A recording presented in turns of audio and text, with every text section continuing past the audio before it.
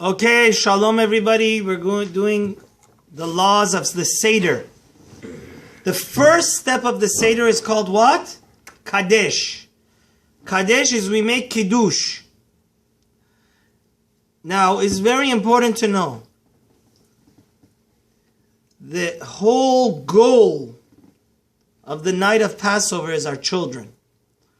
We want to make them involved. That's why it's a big mitzvah for everybody in the family to help.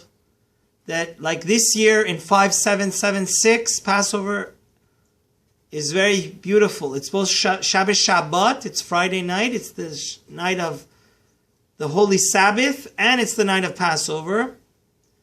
So on Friday, everybody should help get everything in order to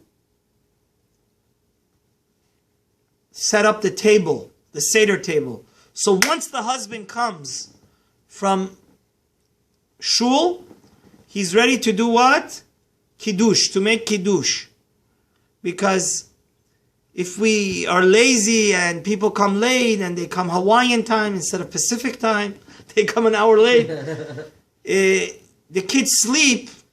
There's one night in the year that we have to show our children that we have such a rich heritage and why we have to keep so many commandments. Why are we indebted to God? Why are we Jewish?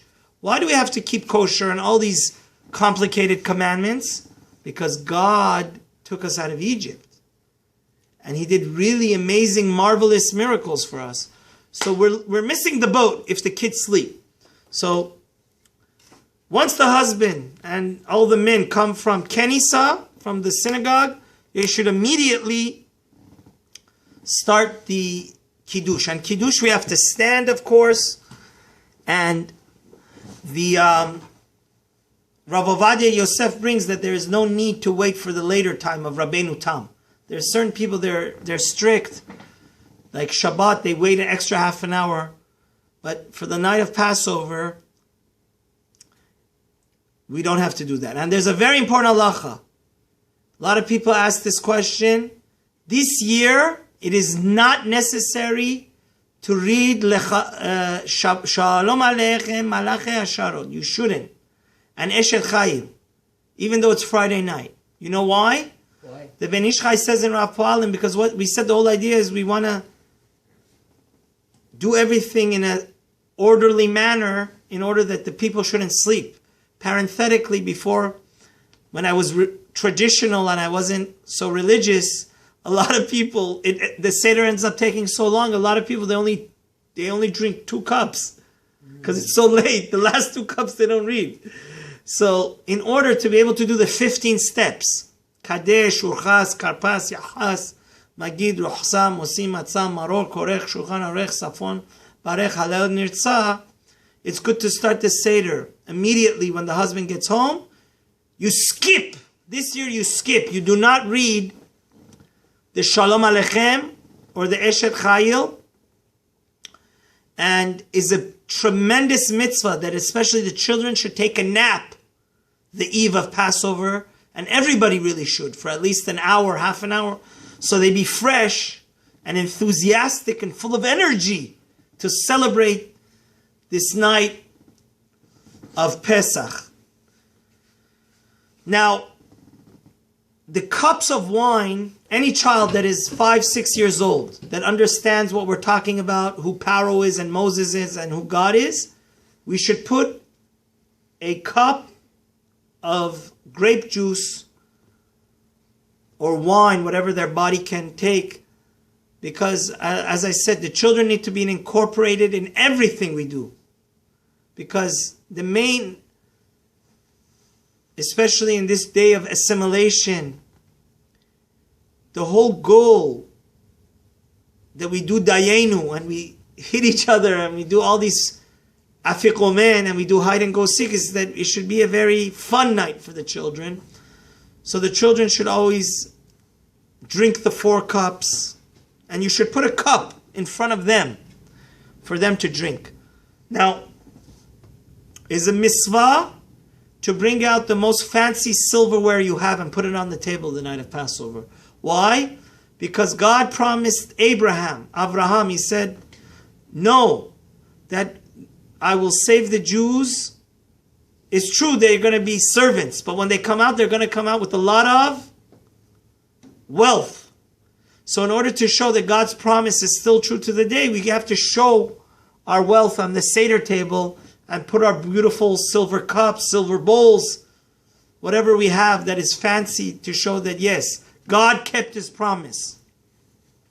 Now, one of the most important things you have to do the night of Passover is to get yourself a nice pillow like this, because the 4 cups of wine, we have to lean and drink like what? The Heseba on our left side. If you forget to do this, you're going to have to go back and drink it again. Really? So, why do we have to do that, Rabbi? The beautiful question. Thank you, Soli, you're here. Why do we have to do this? Because tonight is the night of freedom, and we're showing we're royal princes. And princes, whenever they eat like in a very... So, it's very, very VIP, important, that the 4 cups of wine that you drink, how should you drink them? On your left side. Leaning on your left side. And the more comfortable, you should not lean on your thigh, because that shows it's uncomfortable. The whole idea is, again, that's why preparation is essential. Before you get to the night of the Seder, you should always already set up your seat in a way that it should be super comfortable, that you can drink and be merry. And if by mistake the men forget to do the Heseba, so you don't want to get drunk. If you kept on forgetting to do it, you're going to have to drink over and over again. That's why it's a big mitzvah. Chacham Ovadia and the poskim bring down that there should be somebody in charge at the Seder, that all the steps that the people need to lean, he should remind everybody, do it leaning, do it beheseba. Since we're on the subject of leaning, there are 4 places we must lean the night of Passover. When we drink the 4 cups of wine or of grape juice, we have to do it what? Leaning. When we eat the matzah, we have to do it how? Leaning. When we have the korech, the sandwich with romaine lettuce, matzah, and we dip it a little bit in the halech, in the charoset, how do we have to eat it? Left. Leaning on our left side. What happens if it's on the right side, Rabbi? No, you could choke. No, it's not gabulnis. It's not acceptable. Left side, because so your windpipe doesn't get clogged. Oh. They knew what they were talking about. Okay? And therefore the table should be set up in a way that everybody be comfortable to lean on their left side. It doesn't matter whether you're a lefty or righty. Everybody has to lean on their left side. And never forget, the afikomen also, we have to do what? Lean on our left side. Let's not forget, all the mitzvahs of Pesach, women have to participate in. Absolutely no difference. And especially for the Sephardim, women also have to lean. And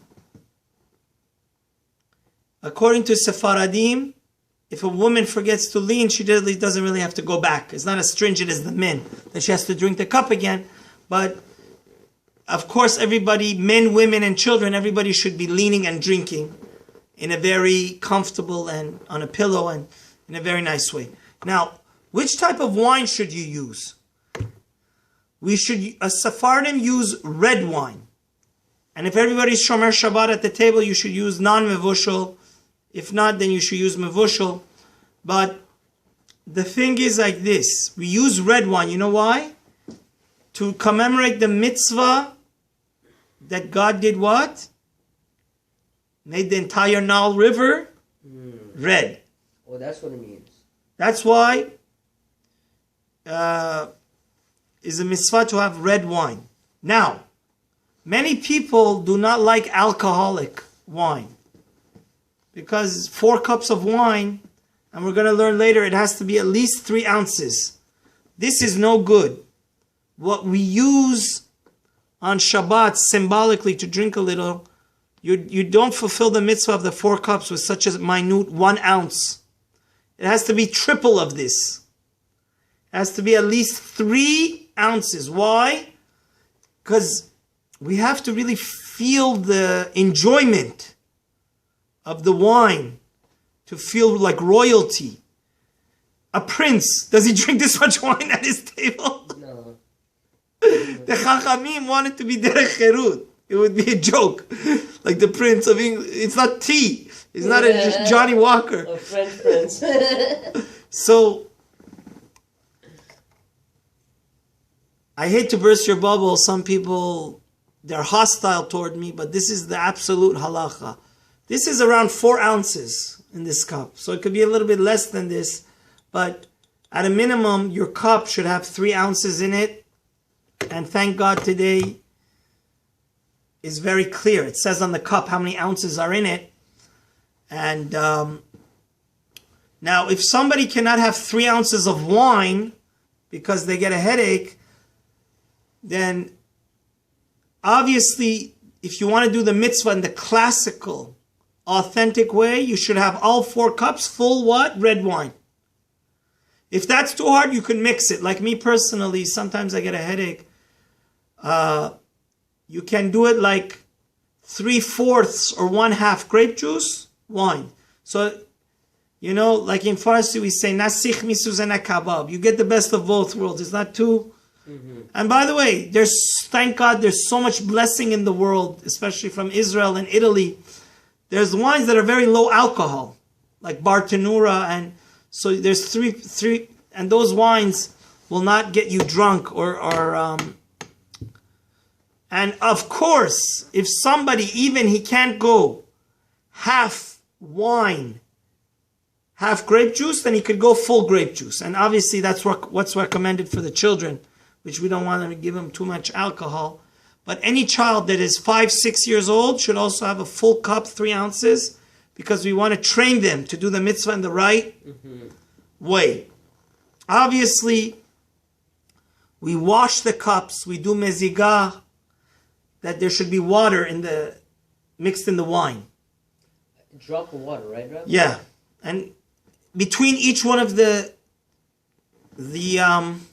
4 cups that we drink, to show each cup is very clean and important and prestigious in its own right, you could watch my other video, why we have to have 4 and not 3 and not 2 cups, and why everything on Passover is 4. I'll put the link down. Fascinating, one of my most popular classes of all time. Why everything on Pesach is 4 cups, 4 different sons, and so on and so forth. But as the final thing that we conclude this class about, the first step of the Seder Kaddesh, so we stand up, we say Kiddush, the father of the house says Kiddush, he says Shechianu, he sits, everybody leans, and it's better to try to drink the 3 ounces in one shot, leaning. If it's very hard for you to drink the 3 ounces because you don't like grape juice or wine, at least drink the majority of it, which is like 2.5 ounces, 2 ounces, the majority of what's in your cup. So, obviously, we did the letter of the law, but let's not forget the spirit of the law. The spirit of Pesach is that everybody should be very happy and in a merry and joyous mood. And it's the biggest mistake for somebody to just read the Haggadah in Hebrew or in Farsi and everybody's just schmoozing and talking to each other and not participating. What's highly recommended is everybody should participate. We should captivate our audience. Get everybody involved, because God and all his millions of angels visits our Seder. And if he sees, it says in the Zohar, that you're doing it the appropriate way and you're very serious and happy and enthusiastic about it, you're going to get so many blessings. So it's a mitzvah to read the Haggadah in a language that everybody understands, and it's do it in an exciting way to captivate especially the children. The children are our future, and they have to understand. Every father and mother has to explain to them in according to their level. Because, right, the 4 sons, each person according to his sophistication, why we're Jewish, why we're doing all these mitzvahs, and may we finally merit that again God frees us from this bitter exile with the coming of Eliyahu HaNavi. Amen. He comes to our table. Next year we do the Korban Pesach in its most appropriate way, being the Pesach offering, L'Shana Haba B'Yerushalayim Ha'Arbiyah. Have a wonderful Passover. Don't forget to subscribe.